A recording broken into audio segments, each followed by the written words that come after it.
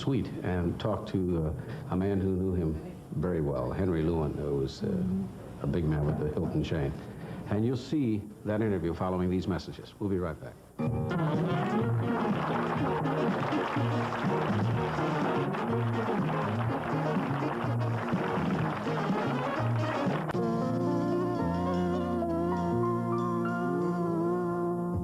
Elvis Presley was a permanent fixture on the Las Vegas scene. When he performed in this town, it was is where he spent virtually all of his time, in this lavish imperial suite. Our guide in this tour is a very colorful man who was Elvis's host. He's the executive vice president of Nevada Properties of the Hilton Corporation. He is Henry Lewin. Henry, welcome. Nice to see you, Doctor. This is not strange territory to you, I'm certain, because you obviously have been here many times. Did you visit with him much? Oh, yes, very often. He used to play 4 weeks in a row, then in the last 2 years, a minimum of 2 weeks, and we visited. Were you really friendly with the man? Very friendly. He was very friendly with us. I think maybe his biggest problem was that he was so guarded that he lost track of reality and what was going on. Now he left the life, which, of course, it's unusual. I got to agree with that. But on the other hand, he was so popular that it was very difficult for him to be in any place, not being bothered. So that was the only way they could get away from all the crowd. Which of your headliners stay here now that Elvis is no longer here? Oh, we have Liberace, the Osmond family.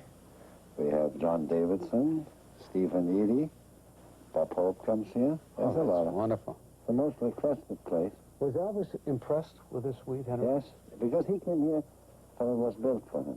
I'm told that he liked red, and he asked you to redecorate. We redecorated the room which he studied in, and his bedroom was very lavish red, and... This is very tastefully decorated. Thank you. I think most people who have good taste in this... That's a home, actually. It has a kitchen, it has 5 bedrooms, has everything. Let's sit down. I want to talk to you. This I recognize immediately. He used to give these away. He'd wipe off his brow and then throw them... 200 in each performance or more. And did you supply these for him? No, he give them to me. And then on it says Elvis Presley, and there's the Hilton insignia. That's pretty nice. Colonel Parker was very much interested in having great momentums, the atmosphere of variety and kind circus. Of a carnival atmosphere. When I went visit, they came in 9 colors, and my wife has every color. I noticed there are 4 other bedrooms other than the main bedroom, which we're going to see shortly. Who stayed there? And the other 4 bedrooms? Oh, there were... When he was there, I mean. There were his father, Vernon, and his wife visited him often, and his daughter came. And then there were a great deal of friends. Anyone ever try to break into this suite when he was here? No, that wouldn't have been possible. The elevator goes to the 30th floor. Yeah, but we eliminated all traffic with the exception of one, and that one was guarded.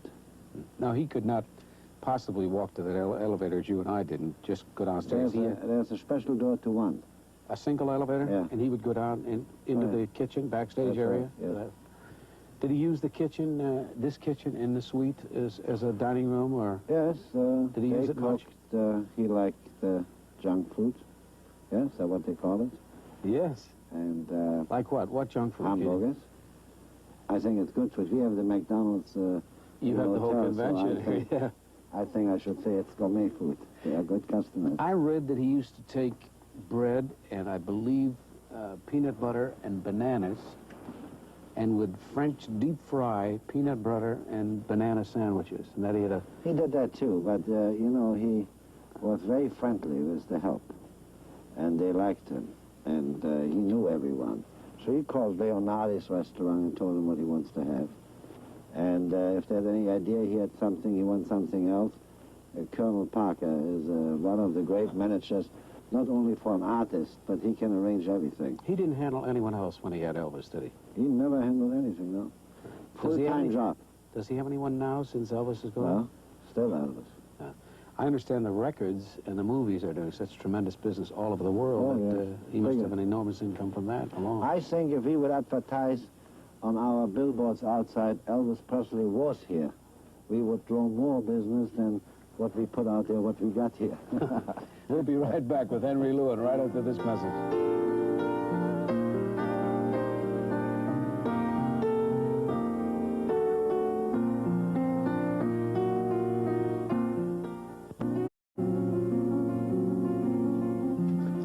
Coming to an opening night of Elvis's here, and I was at the time playing Las Vegas myself, and it was like a carnival atmosphere. Everybody was walking around with hats on that said Summer with Elvis or something, and they were selling albums and teddy bears and things in the lobby.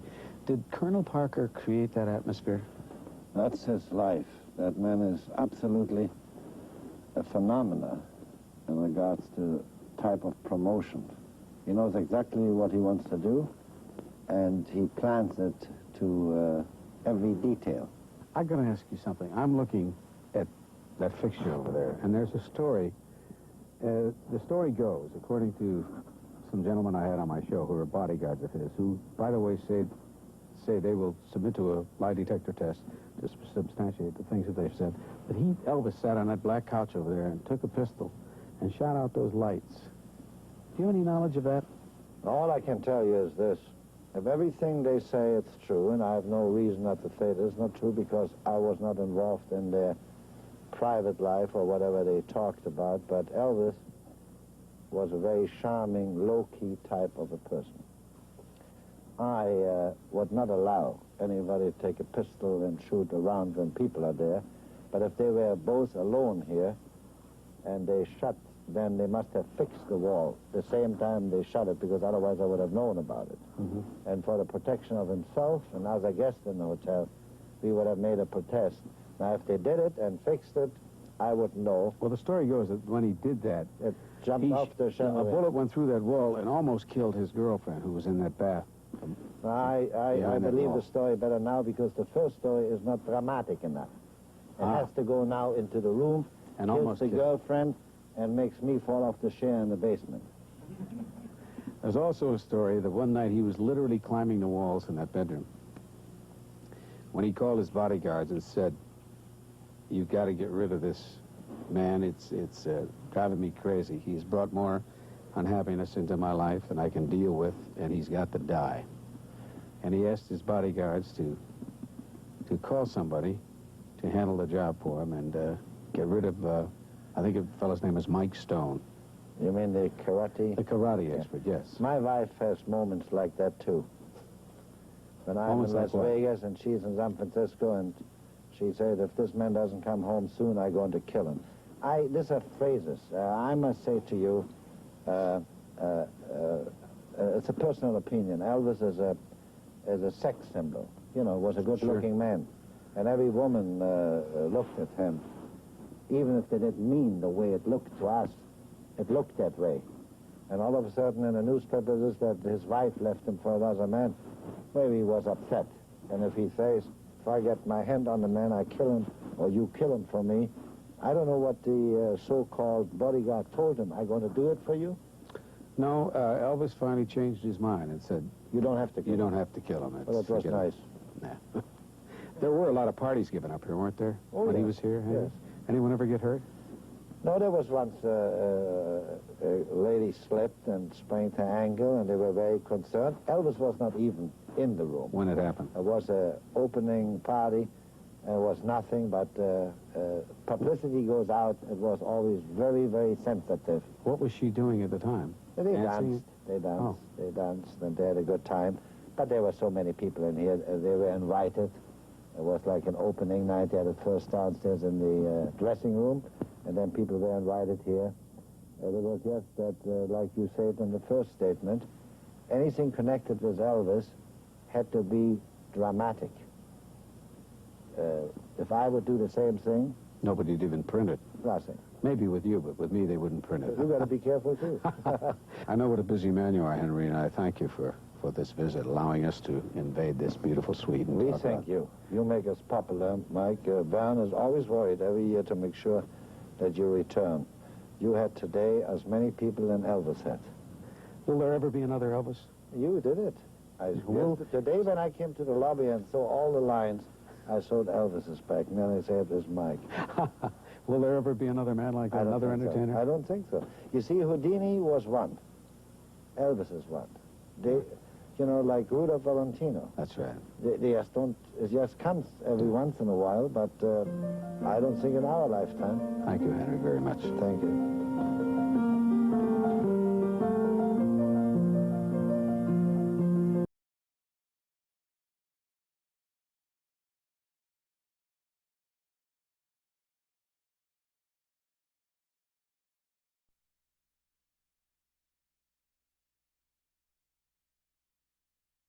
Did he always drive Cadillacs? No, Elvis drove a lot of cars.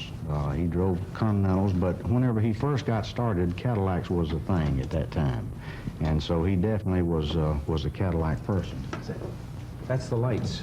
Oh, and the battery's down, isn't it? We're not helping today. Did it have a good radio in it? Yes, it's got a good radio in it. What kind of fur is that? Did you find out? I don't know. Not lamb's wool, is it? We ordered it from South America. Now, Jimmy Sanders of Memphis, Tennessee, is the one that actually customized this car for Elvis to start with. And so we got in touch with him and had him to help us in the restoration. Of course, we did a lot of research to make sure that we knew what we were doing, too. Are you in a mood now to sell this? No. You still have the same feeling you're going to keep it?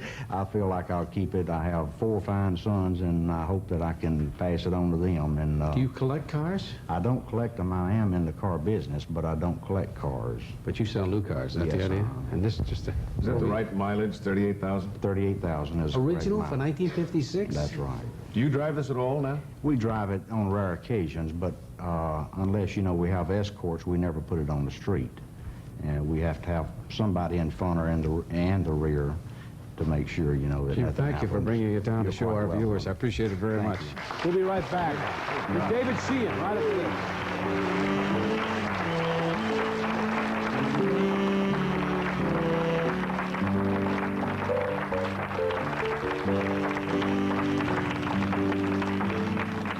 Hill.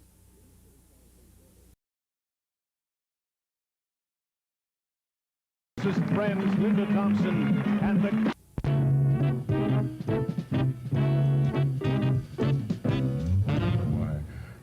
Probably the biggest influence on American music in the last 20 years was that of the King, Elvis Presley.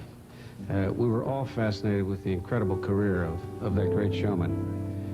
He was a curious mixture of spectacle, soul, and raw energy. Our next guest knew Elvis well.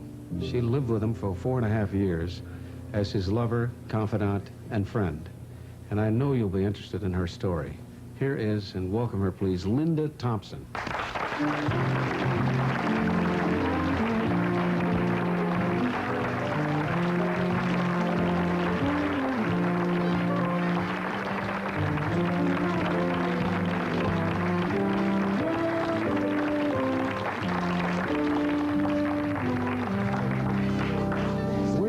Weren't you a former beauty queen?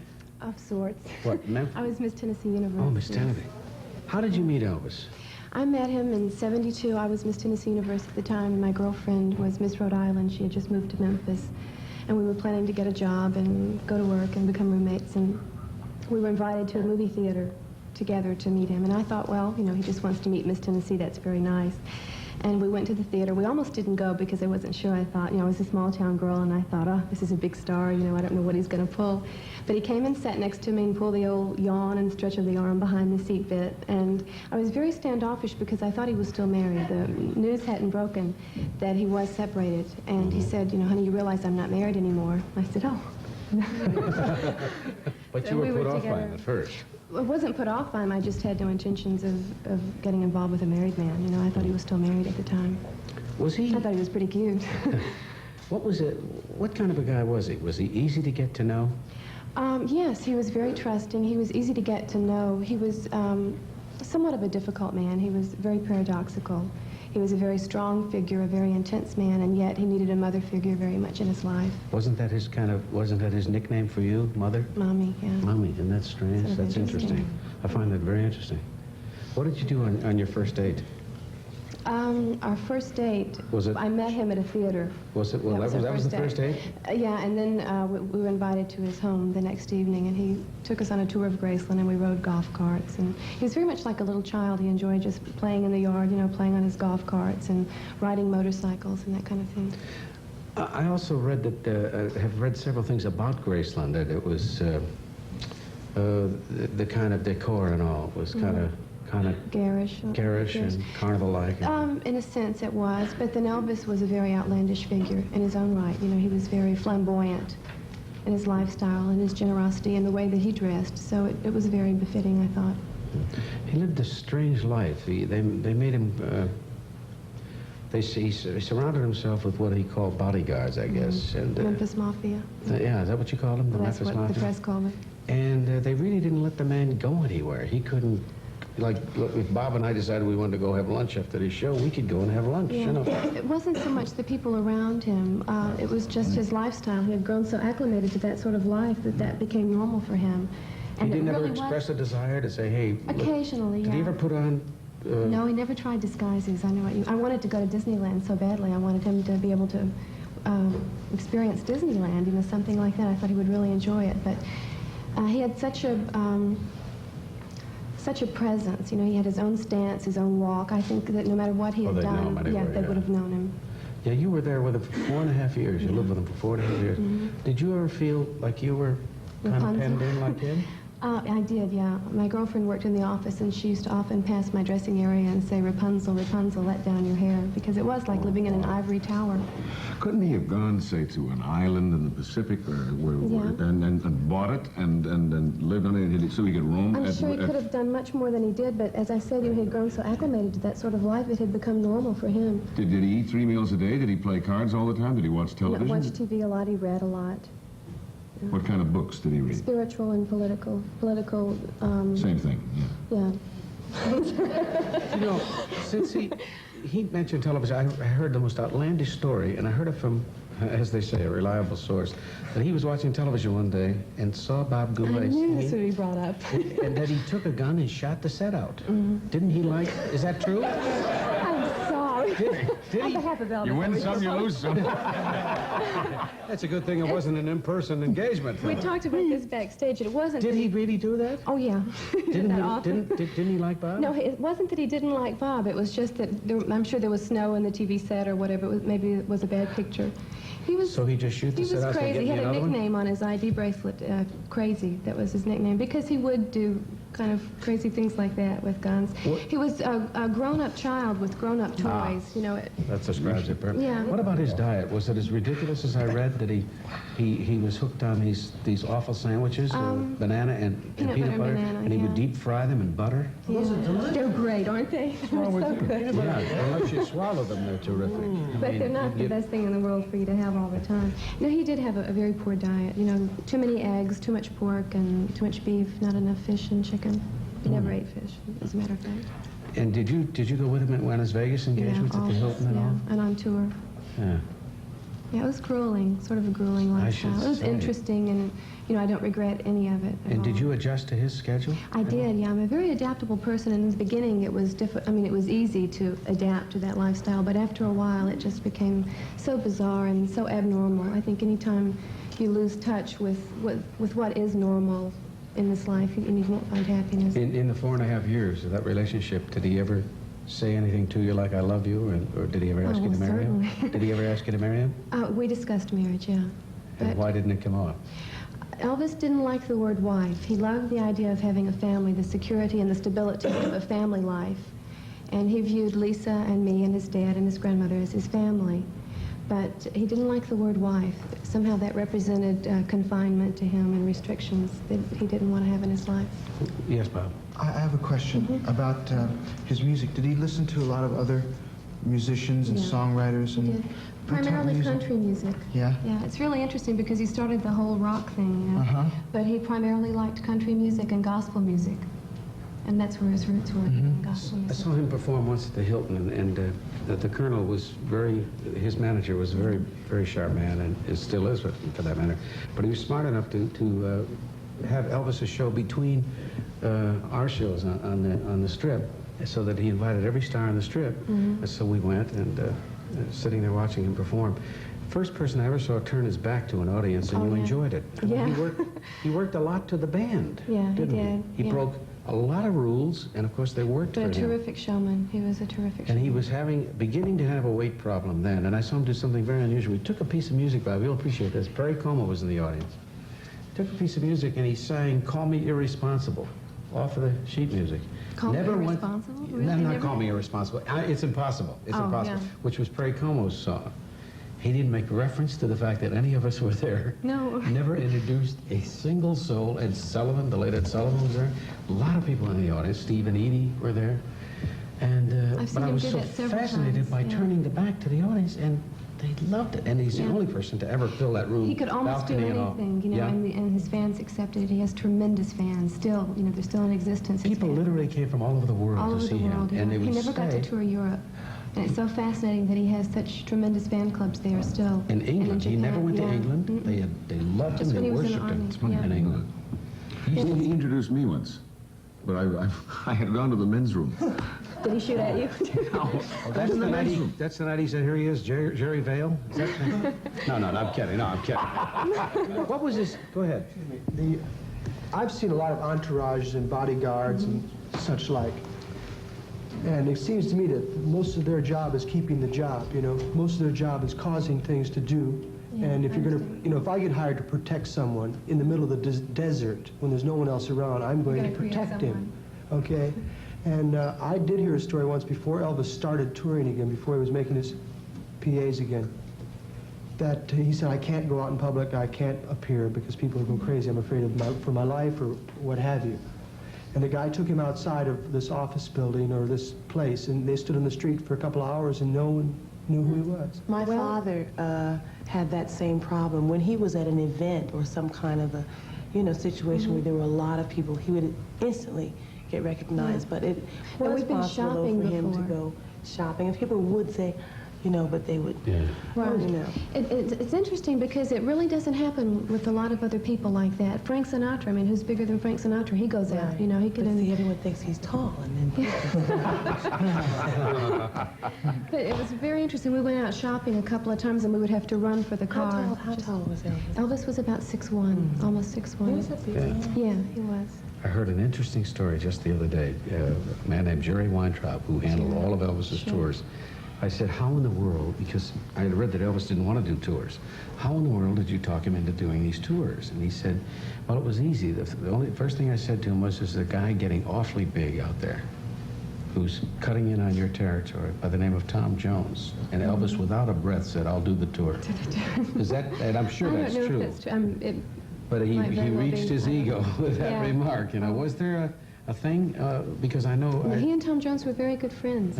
Very good friends. But he liked him a lot. He liked his singing a lot. And he was a very giving man. He gave gifts to everybody. Generous. He'd meet somebody and hand him a sapphire ring. And or a car. Never met him. Yeah, it's incredible. But that was... Talked to him on the phone once. Did you? At Muhammad Ali's house, yes. It was very interesting. In your opinion, what did he die of? Well, I have no reason to doubt what the doctor said, that it was a massive coronary. Was he into dope? No, it's so unfair that so much has been said about that. If Elvis had a problem at all, it was with sleeping medication, because it's very difficult to control. Difficult sleeping? He had a lot of difficulty sleeping. From the time he was a child, he suffered from insomnia. So you can imagine the pressures from the time he was 19 on. So he did have a lot of trouble sleeping, and sleeping medication is very difficult to control. Indeed. So if he had a problem at all, it was with that. But it's not fair to say that he was a drug addict or that he had a real problem. Was he ill when you were with him? No, he wasn't ill. There was a time I woke up one morning and I knew that something was wrong. Crush, they don't know how I feel. They call it a teenage crush. They can't believe this is real. That's enough. I don't know if anyone, if the viewers note that he managed Elvis Presley, but he managed you before that, didn't he? Right. When I was about 10 years old, I was playing in a little bar down in Houston, Texas. And at that time, Colonel Parker was managing Eddie Arnold, the great country and western singer. And he came in one night and he saw me. So for the next 3 or 4 years, during school vacations, he would take me out as his valet, whatever. I would carry all his bags, and he would teach me about the business. And during that time, he tried to get me started, but nothing much was happening. I was pretty young. But at the same period, that same point in time, I started working shows in the South with this unknown, fantastic performer, Elvis Presley, who nobody knew about. And one night You were performing on the bill with him? I was like an opening act, yeah. And before anybody around the country really knew about Elvis, he was a gigantic star in like Louisiana, Tennessee, Mississippi, those states. So I would open the show, and one night I called Colonel and I said, "You got to see this guy. I mean, it's a phenomenon. I've never seen anything like it." So Colonel came about a week later and saw Elvis, and that's how they got together. Do you realize, had you not done that, you ever thought about that? What would have happened to him? Obviously, somebody would have discovered him somewhere. Oh, sure. But the right guy saw him at the right time, and that's what this It was a business is all perfect about. marriage. They're both fantastic talents. Did you stay friendly with Elvis through the... Well, I never saw Elvis again after he went to Hollywood and had his first picture, Love Me Tender. I never saw him again. We talked several times on the phone, but, you know, our paths went in different directions. But I'm a big fan of his. I thought he was just fantastic. Oh, incredible. So, Do people expect you to be a lot older, Tommy? Do they say, I remember you back, and they expect you to be a 60? yeah, you know, the other night, a lady came over to me and she said, "I like you very much. I love your singing." She said, "I've been a fan of yours since I was about this high." And this woman was about 75, 80 years old. And you're how old now? I'm 37 years old. I know that you have a nightclub act, and you're currently touring. I mentioned... President. One of the rare treats came in 1956 on the Ed Sullivan Show when Elvis Presley was introduced to the country. Here's a rare piece of film from that very first show.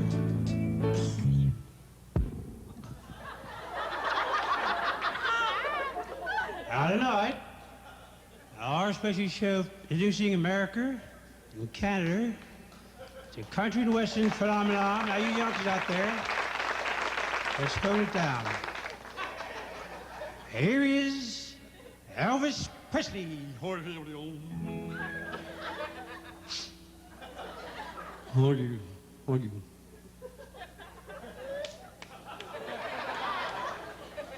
Well, it's a wonderful money.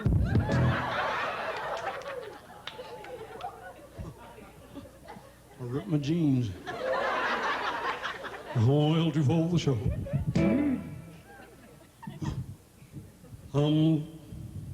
Before you get ready now, well, I said, I'm gonna blues way shoes. I walk, what to do? I say, I'm gonna blues way shoes. Oh, what you gonna do? I say, I'm gonna blues way. Take a down.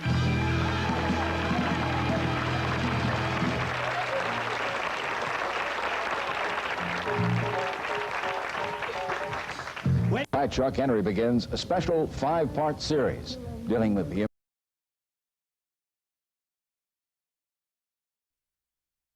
Hilton's son, Barron. I get here the first day, he gave me the keys to a 1977 Cadillac. Said, "Here, John, treat it like it's yours." I sold that sucker the second day. That's funny. He gave me the keys for a 1977 Cadillac, too. Isn't that great? Just the keys, not the car. You work here on this stage every night. Yes. Are there a lot of other big stars who work here at the Hilton? That's the amazing thing. Now, they put me in a suite. You know where up on the top of the hotel it says Hilton, Hilton, Hilton, up on the top, up where the air conditioner is that blows in my window all that? I sleep in the same bed that Anne Margaret slept in, sir. I sleep in the same bed that Liberace slept in. The amazing thing is every time I check in, they're still there. No, you're really staying in Elvis's old And I actually stay in the same suite that Elvis actually lived in, they say, when he was here. And it's very exciting. That brings back a lot of memories to me. What is it like? What does it look like, John? Well, it's a little... Gauche? Gauche. It's a little gaudy. Is that the word? It's Las Vegas. You know, this, oh, look at these tacky things we have up here. Look at these stumped. I mean, it's... Those are made by my guys. Oh, that's right. Those are brought in. That's right. We are with her when the story